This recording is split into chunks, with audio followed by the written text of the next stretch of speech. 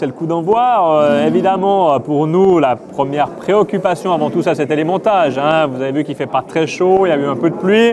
On nous annonce beau pour la suite, mais c'est vrai que là, on a quand même les 400 bénévoles qui ont un petit peu souffert. Donc, la cerise sur le gâteau, c'est quand les premiers coureurs vont partir. Alors, évidemment, on a un plateau exceptionnel. Pour Sky Pro Cycling Team, l'anglais Mark Cavendish. C'est un prologue un peu particulier quand même, 3 km. De toute façon, l'exercice est particulier. Pour moi, un prologue est une présentation des coureurs avant tout. Après, il peut être technique, il peut être physique, pourquoi pas. D'ailleurs, je pense qu'on peut déjà le dire que l'année prochaine, ce sera tout un autre prologue. Malgré tout, c'est une présentation. Est-ce que ça doit avoir une influence sur le classement général ou pas? Oui et non.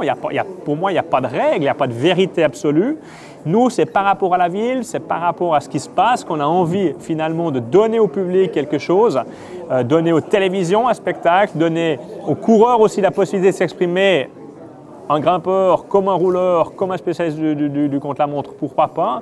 Et là, en l'occurrence, je pense qu'on a un parcours assez spécial qui pourrait faire émerger un coureur dont on n'a pas idée maintenant au départ.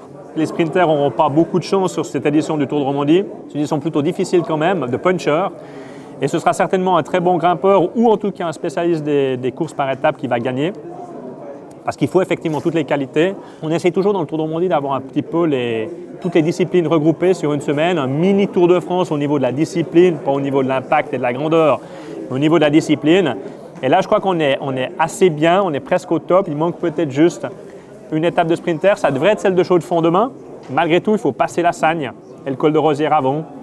Et un pur sprinter comme Cavendish, ben on verra. Il faut qu'il soit en grande condition. Et je ne suis pas sûr qu'il le soit maintenant. Par contre, il est là pour venir la chercher pour le Giro et le Tour de France. Donc pour lui, de toute façon, il va essayer d'en gagner une.